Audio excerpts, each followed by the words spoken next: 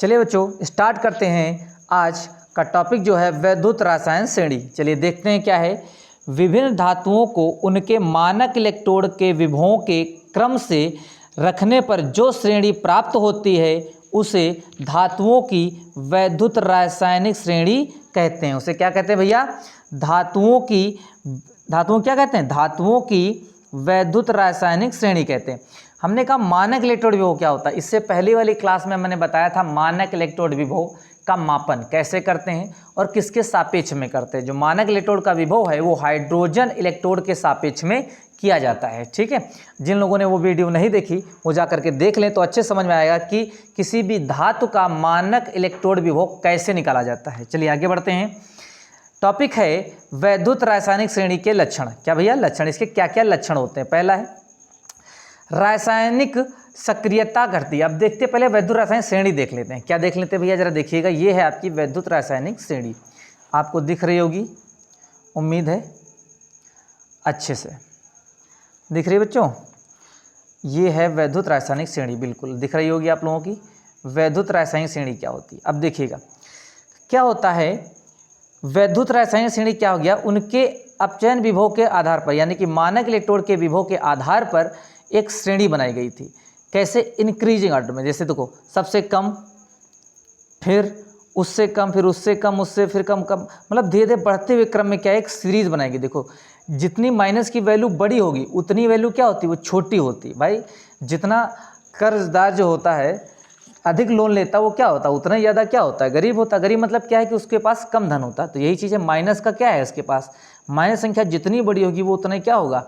छोटी संख्या होगी। तो आगे देखते हैं, जैसे यहाँ से लेकर के यहाँ तक तो माइनस की संख्या धीरे धीरे क्या हो रही? घट रही। या इससे पहले आप लोगों ने पढ़ी थी, क्या पढ़ी थी भैया? लंबर रेखा। जैसे आप लोग लंबर रेखा पढ़ते थे, जैसे ऐसे नंबर लाइन, बीच में जीरो होता था, इस तरह क्या होता था? माइनस इन्फिनाइट से लेकर के 1 या 10, 9, 8 ऐसे ऐसे डेड डेस, इधर क्या होता था? जीरो के इधर क्या होता? +1 +2 +3 +4, है ना। ऐसी संख्याएं क्या होती थी? बढ़ती रहती थी। उसी प्रकार इसमें भी देखिए गौर से, आपको दिख रहा होगा पहले माइनस की संख्याएं चल रही हैं, फिर क्या है? जीरो बाद क्या चालू हो गई? प्लस की संख्याएं चालू हो गई। ठीक है, तो ये क्या है? मानक इलेक्ट्रोड विभव के बढ़ते हुए क्रम में रखने पर जो श्रेणी प्राप्त होती है उसे क्या कहते हैं? वैद्युत रासायनिक श्रेणी कहते हैं, या क्या कहते हैं? इलेक्ट्रोकेमिकल सीरीज कहते हैं। चलिए आइए देखते हैं हम लोग क्या क्या इसमें कुछ लक्षण क्या होते हैं, इसके प्रॉपर्टीज क्या होती है। देखिएगा ऊपर से नीचे आने पर, कहाँ से बेटा? ऊपर से नीचे आने पर, याद रखिएगा ये देखो एरो दिख रहा होगा, इसका मतलब है ऊपर से नीचे आने पर क्या क्या होता है? धातुओं के इलेक्ट्रॉन त्याग करने की घटती हुई प्रवृत्ति, यानी कि ऊपर से नीचे आने पर इलेक्ट्रॉन त्यागने की क्या होती? क्षमता घटती है। अगला क्या है? धातुओं की ऑक्सीकृत, यानी कि ऑक्सीकृत मतलब ऑक्सीकरण क्षमता क्या होती है? घटती है। तीसरी क्या होती है? धातुओं की सक्रियता भी क्या होती है? ऊपर से नीचे आने पर घटती है। धातुओं की क्या होती है? अपचायक क्षमता क्या होती है? घटती है। क्या होती है भैया? अपचायक क्षमता भी क्या होती है? घटती है। अब इसी का उल्टा कर दो तो क्या हो जाएगा? यानी कि नीचे से ऊपर जाने पर क्या होता है? इलेक्ट्रॉन ग्रहण करने की क्षमता क्या होती है? बढ़ती है। ठीक है, नीचे से ऊपर जाने पर क्या होती है? अपचयित यानी कि अपचायन क्षमता क्या होती है? बढ़ती है। दूसरी क्या होती है?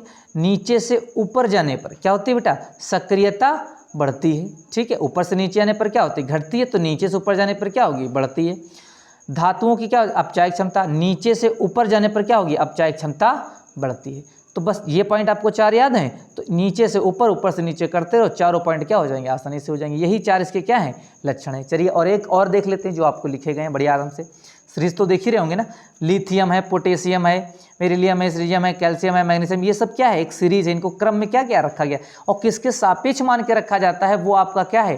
हाइड्रोजन के सापेक्ष। किसके सापेक्ष? हाइड्रोजन इलेक्ट्रोड बनाया जाता है, उसके सापेक्ष दूसरा इलेक्ट्रोड लिया जाता है धातु का, और उसके सापेक्ष नापा जाता है। जो सेल का विभव होता है वही क्या कहलाता है? उस धातु का इलेक्ट्रोड विभव कहलाता है। क्या कहलाता है भैया? धातु का इलेक्ट्रोड विभव कहलाता है। नेक्स्ट आवे बेटा वैद्युत रासायनिक श्रेणी के लक्षण। रासायनिक सक्रियता घटती, कहाँ से बेटा? ऊपर से नीचे आने पर। अभी दिखा रहा हूँ श्रेणी, जैसे इधर देखिएगा। अब हम लोग देखते हैं वैद्युत रासायनिक श्रेणी क्या होती है। आपको दिख रही होगी वैद्युत रासायनिक श्रेणी, उम्मीद करता हूँ। जैसे आपने देखा है ऊपर से नीचे आने पर क्या होता है बेटा? ऊपर से नीचे आने पर, ये आपको दिख रही है। लिथियम से लेकर के गोल्ड तक की, जो क्या होती है सक्रियता श्रेणी। क्या होती है सक्रियता श्रेणी।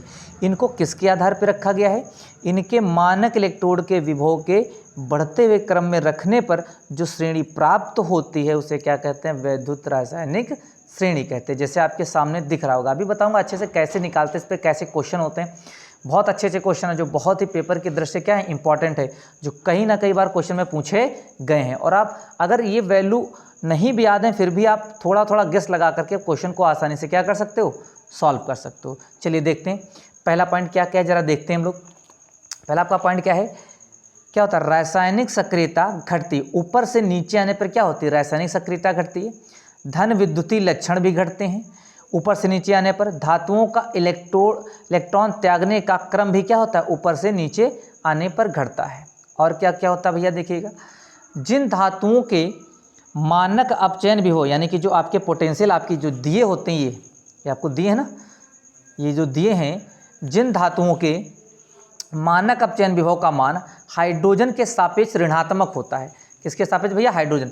तो हाइड्रोजन ये है, और हाइड्रोजन सापेक्ष क्या होगा, 0 0, यानी कि ऊपर वाले जो माइनस के हैं ना, ऋणात्मक हैं, देखिए ऋणात्मक हैं, वो क्या करते हैं, ऋणात्मक होते हैं। वे अम्ल के विलयन से हाइड्रोजन विस्थापित कर देते हैं। अम्ल किसे कहते हैं, आप लोग जानते होंगे। वे विलयन जो क्या करते हैं, क्या देते हैं भैया, जल में घोलने पर या H+ आयन देते हैं, उन्हें क्या कहते हैं, अम्ल। तो यानी कि जाहिर सी बात अम्ल में क्या होगा, हाइड्रोजन होगा।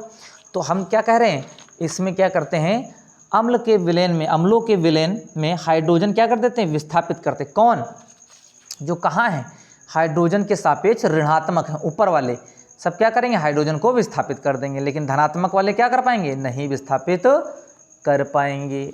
अगला देखते हैं टॉपिक क्या भैया, अगला है, जो धातु वैद्युत रासायनिक श्रेणी में ऊपर स्थित है। जो धातु वैद्युत रासायनिक श्रेणी में ऊपर स्थित, मतलब जो कोई भी ले सकते हैं, जैसे पोटेशियम ऊपर क्या, लिथियम। जैसे आप सकते हैं सोडियम ऊपर क्या है, कैल्शियम, ठीक है। उसी प्रकार क्या हो सकता है, जैसे हमने कहा पोटेशियम ऊपर क्या है, लिथियम, सोडियम पर कैल्शियम, है ना। ऐसे ही देखो, जिसके ऊपर जो है वो क्या करती है, क्या करती है, नीचे वाली धातु को उसके लवण के विलयन से क्या कर देती है, विस्थापित कर देती है या उसको हटा देती है। इसी के पर हमने 2-3 क्वेश्चन लिए हुए हैं, उसको देखेंगे भैया। चलिए अब हम लोग वैद्युत रासायनिक श्रेणी को अच्छे समझ लेते हैं, बिल्कुल क्लियर मस्त तरीके से। आइए देखते हैं, हमने बताया वैद्युत रासायनिक श्रेणी क्या होती है, जरा देख रहे होंगे आप लोग। वैद्युत रासायनिक श्रेणी, आइए ठीक भैया देखते हैं वैद्युत रासायनिक श्रेणी क्या होती है। आइए, जैसे मैंने अभी आपको बताया है, ऊपर से नीचे आने पर, ऊपर से नीचे आने पर, यानी कि ऊपर से क्या करेंगे, लिथियम से लेकर के जब गोल्ड तक आएंगे तो इलेक्ट्रॉन त्यागने का क्रम क्या होता है, घट जाता है। क्या होता है भैया, इलेक्ट्रॉन त्यागने का क्रम घटता है, ठीक है। अच्छा, यानी कि अगर इलेक्ट्रॉन त्यागने का क्रम घटता है तो इलेक्ट्रॉन ग्रहण करने का क्रम क्या होता होगा, बढ़ता होगा। बस जस्ट इसके जितने मान लो, अगर हमने 3 पॉइंट बताए, 3 के क्या हो सकते हैं, 6। अगर 4 बताए, 4 के नहीं हो सकते 8। बस जस्ट का क्या कर दो, उल्टा कर दो। अगर बोर्ड पेपर में कह दे कि 4 लक्षण बताओ, 3 याद हैं, जस्ट एक उसका उल्टा कर दो। 2 याद हैं, 2 का उल्टा कर दो, हो गए 4 आपके। तो कम से कम आप लिख तो सकते हैं अच्छे से, कि नहीं लिख सकते हैं। जैसे हमने कहा, धातुओं की इलेक्ट्रॉन त्यागने का क्रम ऊपर से नीचे आने पर क्या होता है, घटता है। तो आप क्या लिखोगे, इलेक्ट्रॉन ग्रहण करने का क्रम क्या होता है, बढ़ता है। हो गया, 2 पॉइंट हो गए, नहीं हो गए। इसी प्रकार ऑक्सीकृत, ऑक्सीकृत होने का क्रम क्या होता है, घटता है। ऑक्सीकरण का मतलब क्या होता है, वे अभिक्रियाएं जो इलेक्ट्रॉन क्या करती हैं, देती हैं, उनसे क्या बोलते हैं, ऑक्सीकरण कहते हैं। अच्छा, एक चीज़ यहाँ पे थोड़ा रुकिएगा, मैं आपको बताना चाहता हूँ कुछ पॉइंट क्या मतलब, कुछ मेन पॉइंट है। 2-3 शब्दों में क्या होती है, बच्चों को बहुत कन्फ्यूजन होती है। जैसे एक होता है ऑक्सीकरण, क्या होता है भैया, ऑक्सीकरण, ठीक है। और एक होता है अपचयन। ये नहीं पता है तो पहला वीडियो देखिए, बहुत अच्छे से बता, लेकिन फिर भी मैं बता दूंगा। ऑक्सीकरण मतलब होता है जिसमें इलेक्ट्रॉन त्यागे जाते हैं। कहते हैं इलेक्ट्रॉन बेटा क्या किए जाते हैं, डोनेट, त्यागना, इलेक्ट्रॉन को त्यागना। इसमें क्या होता है, इलेक्ट्रॉन को ग्रहण करना। क्या करना, ग्रहण करना। ये इलेक्ट्रॉन का सिंबल होता है। क्या होता है भैया, इलेक्ट्रॉन का सिंबल होता है। देखिए, हमने कहा इलेक्ट्रॉन का त्यागना ऑक्सीकरण, इलेक्ट्रॉन को ग्रहण करना क्या लगता है, अपचयन। तो ऑक्सीकरण तो समझ में सबको आता है, लेकिन इसमें 2-3 शब्द, जैसे ऑक्सीकृत, ऑक्सीकृत। ठीक है, ये ऑक्सीकृत जो है ये भी ऑक्सीकरण का ही रूप है। एक और होता है अपचायक। क्या होता है भैया? अपचायक। इसमें बच्चा बहुत कन्फ्यूज होता है। क्या होता है? बहुत ज़्यादा कन्फ्यूज होता है। अपचायक को हम लोग इंग्लिश में क्या कहते हैं जानते होगे? रिड्यूसिंग। क्या कहते हैं भैया? रिड्यूसिंग। REDUCING, reducing. ठीक है। अपचायक, अपचायक का मतलब क्या होता है? जो क्या करता है? इलेक्ट्रॉन को ग्रहण करता है। और बच्चा लोग क्या करता है? अपचायक को जोड़ देता है अपचयन से। अपचयन अलग है, अपचायक अलग है। अपचायक रिड्यूसिंग यानी कि जो इलेक्ट्रॉन क्या कर रिड्यूस कर रहा है, दे रहा है, उसे क्या बोलेंगे? अपचायक। और अपचयन मतलब क्या होता है? जो इलेक्ट्रॉन लेता है, रिडक्शन। ठीक है, इसको क्या बोलते हैं? रिडक्शन, जो इलेक्ट्रॉन लेता है। इसी प्रकार देखते हैं अपचयन में ये तीन शब्द एक ही चीज़ को बताते हैं, यानी कि जिसमें इलेक्ट्रॉन को क्या किए जाते हैं? दिए जाते हैं। इसमें देखिएगा अपचयन की बात करते हैं। अपचयन में आपके शब्द कौन कौन होंगे? अपचयित। क्या होता है भैया? अपचयित। ऑक्सीकृत हो गया तो उसी प्रकार अपचयित होता। ऑक्सीकरण का उल्टा क्या होता है? अपचयन। ऑक्सीकृत का अपचयित, उसी अपचायक का हो जाता है ऑक्सीकारक। क्या होता है? ऑक्सीकारक। ये याद रखिएगा, ऑक्सीकारक में ऑक्सीकारक और अपचायक दूसरे एक दूसरे के क्या है? अपोजिट हैं। और हम लोग क्या करते हैं? ऑक्सीकारक को कनेक्ट कर देते हैं ऑक्सीकरण से, बस यही। और अपचायक को कनेक्ट कर देते हैं अपचयन से। ये दोनों अलग अलग हैं। ऑक्सीकारक का मतलब होता है जो इलेक्ट्रॉन ले रहा है। ठीक है, उसे क्या बोलते हैं? ऑक्सीकारक, या इसे बोलते हैं ऑक्सीडेसिंग। क्या बोलते हैं भैया? ऑक्सीडेसिंग। ठीक है, ऑक्सीडेसिंग। मतलब आप लोग हिंदी वाले तो ज़्यादा कंफ्यूज रहते हैं, तो याद रखिएगा अपचायक को किसे कहते हैं? जिसमें इलेक्ट्रॉन दिए जाते हैं। ऑक्सीकारक उसे कहते हैं जिसमें इलेक्ट्रॉन लिए जाते हैं। ठीक है, तो चलिए अब इसमें से आप अच्छे से क्रिया कर सकते हो। जैसे हमने कहा ऊपर से नीचे आने पर, ऊपर से नीचे आने पर अपचायक क्षमता क्या होती? घटती है। क्यों? क्योंकि इलेक्ट्रॉन त्यागने की क्षमता क्या हो रही है? घट रही है। तो जाहिर से बात है अपचायक, अपचायक मतलब क्या होता है? जो इलेक्ट्रॉन त्यागता है। तो ऊपर से नीचे आने पर अपचायक क्षमता क्या होगी? घटती। देखो लिखा है धातुओं की ऊपर से नीचे आने पर अपचायक क्षमता क्या होती है? घटती है। लेकिन इलेक्ट्रॉन ग्रहण करने की क्षमता बढ़ रही तो क्या कहोगे? ऑक्सीकारक की क्षमता क्या हो रही है? बढ़ती है। ठीक है, और यहाँ पे देखो ऑक्सीकृत है, यानी कि ऑक्सीकरण की क्षमता क्या हो रही है? घट रही है, क्योंकि इलेक्ट्रॉन धीरे धीरे क्या होगा? कम देगा ना। तो कौन सी ऑक्सीकृत क्षमता या ऑक्सीकरण की क्षमता क्या होती है? ऊपर से नीचे आने पर घटती है। इन्हीं पॉइंटों को आप ऊपर नीचे करके क्या कर सकते हो? कई सारे पॉइंट बना सकते हो। चलिए, और क्या होता है? धन विद्युतीय लक्षण भी क्या होता है? घटता है। भाई जो इलेक्ट्रॉन धन धात्विक लक्षण या धन विद्युतीय लक्षण आप जानते हो कि जो इलेक्ट्रॉन क्या करते हैं? देता है, तो उससे क्या होते हैं? धीरे धीरे वो घटते हैं। आगे हम लोग बढ़ते हैं आसानी से। इतना आप लोग अच्छे से समझ चुके होंगे। इसको बहुत अच्छे से आप स्क्रीनशॉट ले सकते हैं, इसको देख सकते हैं और समझ सकते हैं। हमने क्या बताया? ऊपर से नीचे आने पर इलेक्ट्रॉन त्यागने का क्रम क्या होता है? घटता है बेटा। तो इसका उल्टा कर दो, ऊपर से नीचे आने पर इलेक्ट्रॉन ग्रहण करने का क्रम क्या होता है? बढ़ता है। ठीक है, दूसरा पॉइंट ले लेते हैं। धातुओं को, यानी कि ऊपर से नीचे आने पर ऑक्सीकृत की क्षमता क्या होती है? घटती है, यानी कि ऑक्सीकृत घटता है। तो इसका मतलब क्या हो गया? ऊपर से नीचे आने पर क्या होता है? अपचयित क्षमता क्या होती? बढ़ती है। ठीक है, दूसरा क्या हो सकता है बेटा? धातुओं का घटता हुआ रासायनिक क्रम। ऊपर से रासायनिक सक्रियता, सक्रियता किसे कहते हैं? इसकी बात को समझ लेते हैं। ऊपर से नीचे आने पर रासायनिक सक्रियता क्या होती है बेटा? घटती है। क्यों? जो ज़्यादा, जितने ज़्यादा इलेक्ट्रॉन देगा वो उतने ही ज़्यादा क्या होगा? सक्रिय होता है। जो जितने ज़्यादा इलेक्ट्रॉन देता है वो उतने ही ज़्यादा क्या होता है? सक्रिय होता है। तो इसका मतलब ऊपर वाला ज़्यादा इलेक्ट्रॉन देगा तो क्या होगा? वो अधिक सक्रिय होगा, और नीचे वाला कम देगा तो क्या होगा? कम सक्रिय होगा। तो ऊपर से नीचे आने पर क्या होगी? सक्रियता घट जाती है। क्या होती है? सक्रियता घट जाती है। इस पर कई क्वेश्चन बनेंगे, हम आगे देखते हैं। ठीक है, हम लोग आगे देखते हैं। चलिए आइए देखते हैं, और समझ में आ गया होगा। हाँ, एक और क्वेश्चन था आपका, जो धातु में वैद्युत रासायनिक श्रेणी के ऊपर स्थित होती है। क्या होती है? ऊपर। और नीचे वाले के धातु के लवण से उसको क्या कर देती हैं? विस्थापित कर देती हैं। क्या कर देती हैं? उस लवण से, उसके लवण से क्या कर देती हैं? विलयन से विस्थापित कर दी। जैसे हमने कहा लिथियम क्या करेगा? पोटेशियम को उसके लवण से क्या कर देगा? विस्थापित कर देगा। ठीक है, कोई भी धातु ले ले हम, जो क्या कर देगा? ऊपर वाली चीज़ नीचे वाले को क्या कर देगी? विस्थापित कर देगी। क्यों? क्योंकि अभी बताया धातुओं की सक्रियता ऊपर क्या होती है? सबसे ज़्यादा होती है। और नीचे वाली क्या होगी, कम होगी। मतलब जैसे जैसे ऊपर से नीचे आएंगे तो इलेक्ट्रॉन त्यागने का क्रम घटेगा, तो सक्रियता भी क्या होगी, घटेगी। इसका मतलब सबसे सक्रिय क्या होगा, लिथियम होगा, सबसे कम क्या होगा, गोल्ड होगा। ठीक है, चलिए आगे बढ़ते हैं।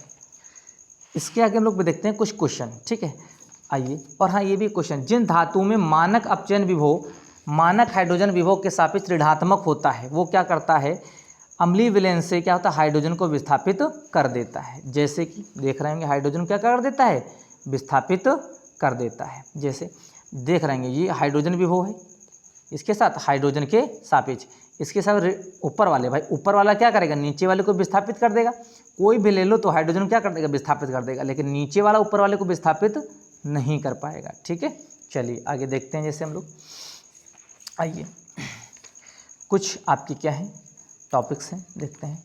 अच्छा, वैद्युत रसायन श्रेणी के उपयोग यानी कि यूजेस भी आपसे कई बार पूछे गए पेपर में, और पेपर के दृष्टि से बहुत ही ज़्यादा क्या है, इंपॉर्टेंट है। चलिए देखते हैं। पहला, धातुओं की निष्कर्षण, ये पहला पॉइंट रहेगा आपका, धातुओं का निष्कर्षण या धातुओं कैसे निकालते हैं। जैसे देखते हैं, अधिक क्रियाशील धातु अपने से कम क्रियाशील धातु को उसके लवण के विलयन से विस्थापित कर देती है। मतलब जो अधिक क्रियाशील धातु होती है वो कम क्रियाशील धातु वाली के लवण से क्या कर देती है, उसको विस्थापित कर देती है। जैसे आप देखना चाहेंगे, आपको हम बताना चाहते हैं। जैसे आपका होता है, जैसे हमने कहा एग्जाम्पल में Ag यानी कि सिल्वर और गोल्ड आदि के निष्कर्षण में इसका क्या करते हैं हम लोग, यूज़ करते हैं। जैसे देखिएगा भैया, आप लोग अच्छे समझिएगा। जैसे हमने कहा एक कंपाउंड होता है, एक खनिज होता है जो खान से प्राप्त होता है, Na, क्या लेने भैया, Na, क्या लेते हैं बेटा, Na, और क्या ले सकते हैं, Ag, क्या ले लिया बेटा, देखिए ज़रा। जैसे हमने लिया 2Na Ag साइनाइड का होल टॉइस यानी कि Cn का होल टॉइस प्लस Zn से हम क्या कर रहे हैं, रिएक्शन करा रहे हैं। क्या कर रहे हैं भैया, 2Na AgCN के होल टॉइस प्लस Zn की हम क्या करा रहे हैं बेटा, इस लवण की इससे क्या करा रहे हैं, अभिक्रिया करा रहे हैं धातु के साथ। देखिएगा क्या बनता है, ज़रा देखिए गौर से, क्या बनेगा बच्चों। अब देख रहे हैं Na2Zn Cn 4 हो गया आपका, और प्लस 2Ag। ठीक है, अब देख रहे हैं यहाँ पर ये सिल्वर है, ये क्या है, सिल्वर, और यहाँ से मैंने क्या किया, Zn की रिएक्शन करा दी। तो अब विद्युत रासायनिक श्रेणी में देख सकते हैं कि जो Zn है वो सिल्वर से ऊपर है, तो ऊपर वाली नीचे वाली को क्या कर देगा, विस्थापित कर देगा। भाई आप देख रहे हैं यहाँ पर जो Zn है, जिंक, आपका जिंक कहाँ है, ये है, और सिल्वर कहाँ है आपका, ये, तो सिल्वर नीचे है और जिंक ऊपर है, तो जिंक क्या करेगी, सिल्वर को क्या कर देगी भैया, विस्थापित कर देगी। तो देखिएगा वही काम कर रहा है, अधिक क्रियाशील वाली धातु कम क्रियाशील धातु को क्या कर रही है, विस्थापित कर रही। तो आसानी से क्या प्राप्त हो गया हमको, चांदी प्राप्त हो गया। तो इसके धातुओं के निष्कर्षण में भी इसका क्या करते हैं, यूज़ करते हैं। ठीक है, अगला टॉपिक क्या है आपका, जैसे विद्युत लेपन में अधिक क्रियाशील धातु को संक्षारण से बचाने के लिए उस पर कम क्रियाशील धातु की परत चढ़ा दी जाती है। मतलब कहने का मतलब ये है कि जैसे आप यहाँ पे देखिएगा, आपको कुछ चीज़ दिखाते हैं, ये देखिए यहाँ पर आयरन ये है आपका, और जिंक क्या है, ये है। ठीक है, तो क्या किया जाता है, इसमें बताया गया है कि विद्युत लेपन की अधिक क्रियाशील धातु को संक्षारण से बचाने के लिए क्या था, ऊपर कम क्रियाशील धातु चढ़ा दी जाती है। जैसे किसी चीज़ की क्या करनी है, सुरक्षा करनी है, क्या करनी है भैया, सुरक्षा प्रदान करनी है, तो उसके ऊपर क्या करते हैं, एक लेप लगा देते हैं। क्या कराते हैं, लेप लगा देते हैं। अब धातु अधिक क्रियाशील, लेकिन उसके ऊपर लेप इसका लगा देंगे, संक्षारण यानी कि कम क्रियाशील धातु का। ठीक है, क्या लगा देंगे, तो इसका मतलब क्या हो गया, धातुओं के संरक्षण में भी इसका क्या करते हैं, प्रयोग करते हैं। क्या करते हैं भैया, धातुओं के संरक्षण यानी कि उसको बचाने के लिए, या उसके संक्षारण मतलब उसको क्षय धीरे धीरे खत्म होने, संक्षारण मतलब क्या होता है, किसी चीज़ का धीरे धीरे खत्म होना, उसको बचाने के लिए इन चीज़ों का क्या करते हैं, प्रयोग करते हैं। चलिए आइए देखते हैं इसी पर कुछ आधारित मोस्ट इंपॉर्टेंट क्वेश्चन। जैसा पहला क्वेश्चन है, देखिएगा पहला क्वेश्चन, 4 तत्वों A, B, C तथा D के मानक अपचयन विभव क्रमशः दिए हैं। कितना, -2.90, और कौन सा हो गया बेटा, 1.50, फिर क्या गया माइनस 0.74 एवं प्लस 0.34 वोल्ट। इनमें प्रबल अपचायक, अपचायक किसे कहते थे? वे जो क्या करते हैं, इलेक्ट्रॉन त्यागते हैं। मैंने अपचायक किसे बताया था भैया? अपचायक हमने क्या बताया था? ये देखो अपचायक, अपचायक है ना, इलेक्ट्रॉन त्यागना। जो इलेक्ट्रॉन त्यागता था तो ऊपर से नीचे आने पर क्या होता है, इलेक्ट्रॉन त्यागने का क्रम घटता था। तो इसका मतलब क्या था, ऊपर वाले क्या होते हैं, ज़्यादा इलेक्ट्रॉन त्यागते थे। जैसे अब यहाँ पर हम लोग लिख लेते हैं, क्रम से लिखना देना। तो ऊपर संख्या क्या होती थी, माइनस वाली ज़्यादा में होती थी। तो माइनस की संख्या क्या है, -290, तो ये ऊपर रहेगी। उसके बाद फिर माइनस ही आएगा, कितना आएगा, 0.74 आएगा। क्या आएगा, 0.74। उसके बाद कौन सा, ये आएगा, ये आएगा। उसके बाद ये आएगा प्लस 0.34, किसका होता है, कॉपर का होता है। ठीक है, अगला कौन सा है, प्लस 1.50, ये हमने लिख लिया ऊपर से नीचे आने पर। अब बताइए, सब चीज़ कर सकते हो। हमने कहा सबसे अधिक अपचायक किसका होगा, इसमें से इसका किसका होगा भैया, ए वाले का। ये भाई कौन सा तुम्हारा ए है, ये हमारा कौन सा था, ये तो था, ये ए हो गया। अगला ये हमारा बी हो गया। अगला देखो यहाँ पे आपका क्या है, ये आपका ए बी सी था, ए बी सी डी, तो ए तो हमारा यही हो गया, लिख लिया। बी हमारा कौन सा हो गया, 150, ये बी लिख लिया। सी मेरा कितना हो गया, माइनस वाला, ये वाला आपका सी हो गया। और डी वाला कौन सा हो गया, ये हो गया। अब देखिए, तो हमने कहा सबसे अधिक क्रियाशील कौन होगा, ये। सबसे अधिक अपचायक कौन होगा, ये। सबसे अधिक अपचायक कौन होगा, ये होगा। सबसे अधिक ऑक्सीकृत कौन होगा, ये होगा, कि नहीं होगा। अब अगर सबसे कह दे कम, सबसे अधिक ऑक्सीकृत के बजाय कह दे ऑक्सीकारक, सबसे अधिक ऑक्सीकारक कौन सा होगा, ये, क्योंकि ये इलेक्ट्रॉन ग्रहण कर रहा। इसी में बात बता रहा हूँ, ऊपर नीचे इसी में। ठीक है, सबसे अधिक ऑक्सीकारक क्या होगा, क्षमता किसकी, इसकी ज़्यादा होगी, क्योंकि इलेक्ट्रॉन क्या करेगा, ग्रहण करेगा। ठीक है भैया, तो आपका आंसर कौन सा होगा, ए होगा। कौन सा ऑप्शन होगा, आंसर जो आपका होगा वो कौन सा होगा, ए। ए मतलब -2.90। ठीक है, चलिए आगे बढ़ते हैं। Br के जलीय विलयन में, Br के जलीय विलयन में Br2 को विस्थापित करेगा। कौन विस्थापित करेगा बच्चों, पहले देखते हैं हैलोजन का अपचायक क्षमता का क्रम क्या होता है। सबसे पहले आपका आता है, बढ़ता हुआ क्रम है, फ्लोरीन, फिर क्लोरीन, फिर ब्रोमीन, फिर आयोडीन। ये अपचायक क्षमता का क्या है भैया, बढ़ता हुआ क्रम है। तो अब देख सकते हैं, क्या बताया मैंने, Br2 के जलीय विलयन में से कौन Br2 को विस्थापित करेगा। तो कौन करेगा भैया Br2 को, तो Br2 पर कौन है, क्लोरीन। तो क्लोरीन क्या कर देगा, Br2 को विस्थापित कर देगा, या फ्लोरीन कर देगा। तो कौन करेगा यहाँ पर, क्लोरीन, या करेगा बेटा फ्लोरीन। ठीक है, क्लोरीन करेगा, या तो फिर कौन करेगा, फ्लोरीन करेगा, क्योंकि ये ऊपर स्थित। लेकिन आयोडीन इसको विस्थापित नहीं कर सकता। ठीक है, तो यानी कि सबसे अधिक क्रियाशील कौन होगा, फ्लोरीन, उसके बाद क्लोरीन, फिर ब्रोमीन, फिर आयोडीन। चलिए आगे देखते हैं।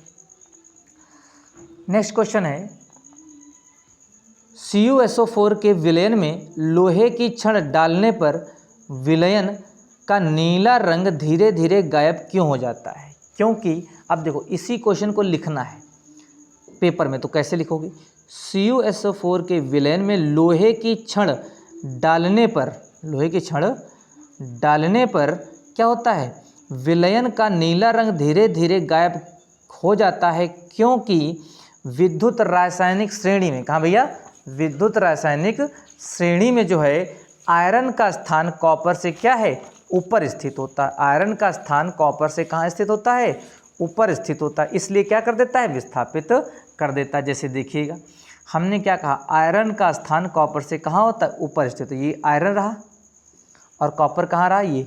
तो कॉपर से आयरन का स्थान कहाँ है, ऊपर। इसलिए आयरन क्या करता है, कॉपर को विस्थापित कर देता है। इसीलिए आपका नीला रंग धीरे धीरे गायब हो जाता है। चलिए इस पर एक रिएक्शन देखते हैं, कैसी आपकी रिएक्शन होगी। जैसे मैंने अभी बताया आपको, नीला रंग धीरे धीरे क्या होता है, गायब हो जाता है। और कैसा रंग आता है, हरा। जैसे हमने कहा CuSO4 का कैसा विलयन ले रहा हूँ, एक्वा सॉल्यूशन, एक का मतलब जलीय विलयन में। और हमने किसकी छड़ डाल दी इसमें, Fe, आयरन की डाल दी है। तो क्या करेगा ये, Fe SO4 का जलीय विलयन बना लेगा और क्या निकाल देगा, Cu को विस्थापित कर देगा। तो ये जो नीला रंग था, कैसा रंग था, नीला, अब वो काहे में कन्वर्ट हो जाएगा, हरा रंग में। किसमें भैया, हरा रंग बना देगा। क्या बना देगा भैया, हरा रंग बना देगा। तो इतना समझ में आ गया कि नहीं आ गया? तो समझ में आ गया कि नीले रंग से हरे रंग में, या ऐसे क्वेश्चन पूछ सकता है कि CuSO4 में छड़ डालने पर, यानी कि लोहे की छड़ डालने पर विलयन का रंग नीला से हरा क्यों हो जाता है, ठीक है, या ऐसे करेगा गायब क्यों हो जाता है, ठीक है।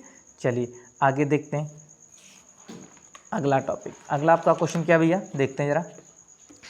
अगला क्वेश्चन है, ये रहा आपका क्वेश्चन, क्या भैया, Zn कॉपर सल्फेट के विलयन में Cu को विस्थापित कर देता है जबकि Ag ऐसा नहीं कर पाता, यानी कि सिल्वर ऐसा नहीं कर पाता, क्यों? तो इसको कैसे आंसर लिखोगे, Zn कॉपर सल्फेट के विलयन में Cu को विस्थापित कर देता है जबकि Ag ऐसा नहीं कर पाता क्योंकि विद्युत रासायनिक श्रेणी में, क्या होता है भैया, विद्युत रासायनिक श्रेणी में आपका Zn जो होता है वो कॉपर से क्या होता है, ऊपर स्थित होता है। Zn जो होता है वो कॉपर से ऊपर स्थित होता है जबकि सिल्वर कॉपर से नीचे स्थित होता है, इसलिए उसको विस्थापित नहीं कर पाता है, ठीक है। अब इस पर अगर रिएक्शन देखना चाहते तो रिएक्शन देख लेते हैं। जैसे हमने कहा Zn रिएक्शन करेगा किससे, CuSO4 से, तो इसको क्या कर देगा, विस्थापित, क्योंकि कॉपर से ऊपर स्थित कौन है, Zn। तो क्या बन जाएगा, ZnSO4 प्लस Cu, बना कि नहीं बना भैया। अब इसी जगह पे हम ले लेते हैं सिल्वर, Ag, क्या ले लें, Ag प्लस CuSO4 के साथ रिएक्शन करेगा, करे नहीं करेगा, तो इसके साथ कोई रिएक्शन नहीं देगा। क्यों नहीं देगा, क्योंकि जो कॉपर से है Ag कहाँ है, नीचे स्थित, इसलिए इसके साथ कोई अभिक्रिया नहीं देगा, ठीक है। चलिए आगे बढ़ते हैं। अगला टॉपिक है, निम्नलिखित में से कौन सी अभिक्रिया संभव है, कौन सी रिएक्शन क्या है, पॉसिबल है। तो कौन सी रिएक्शन पॉसिबल है, आप देख रहे हो SNO प्लस H2। तो अब देखो SNOH2 गिव्स क्या दे रहा है, Sn plus H2O, CuO plus H2 gives Cu plus H2O। अब देखो संभव कौन सी संभव नहीं है, तो हमने कहा देखो अब रिएक्शन हम इसकी रिएक्शन इससे करा रहे हैं, हाइड्रोजन से। अब देखिएगा Cu कहाँ है, हाइड्रोजन से नीचे है, तो हाइड्रोजन Cu को क्या कर देगा, रिप्लेस कर देगा कि नहीं कर देगा, इस कंपाउंड से हाइड्रोजन Cu को रिप्लेस करके खुद लग जाएगा। तो लोग लग रहा है कि नहीं लग रहा है, तो ये रिएक्शन संभव है। अब इसमें देखते हैं जरा, हमने कहा जो आपका SNO है, Sn जो है ये देखिए आपका कहाँ है भैया, ये Sn है, ये Sn है, ये हाइड्रोजन से क्या है, ऊपर स्थित है। तो हाइड्रोजन के विलयन से, यानी कि हाइड्रोजन को Sn विस्थापित कर सकता है, लेकिन हाइड्रोजन Sn को विस्थापित नहीं कर सकता, इसलिए ये क्रिया संभव नहीं है। संभव कौन सी है, नीचे वाली, क्योंकि हाइड्रोजन के नीचे कॉपर है, तो हाइड्रोजन ने कॉपर को रिप्लेस कर दिया, लेकिन हाइड्रोजन से ऊपर कौन है, Sn है, तो उसको विस्थापित नहीं कर पाएगा। बात आई समझ नहीं आ रही है, मतलब ये है कि ऊपर वाला ही नीचे वाले को शोषण करता है, नीचे वाला कभी ऊपर वाले का शोषण नहीं कर पाता है। तो इसीलिए आप लोग पढ़े और क्या जाए, ऊपर बने, नीचे मत रहे। नीचे मतलब समझते हैं कि वीक ना रहे, हमेशा दुर्लभ मतलब दुर्बल ही सताया जाता है, प्रबल नहीं। चलिए ठीक है, आज का वीडियो यहीं तक। जय हिंद, जय भारत। मिलते हैं अगले वीडियो में।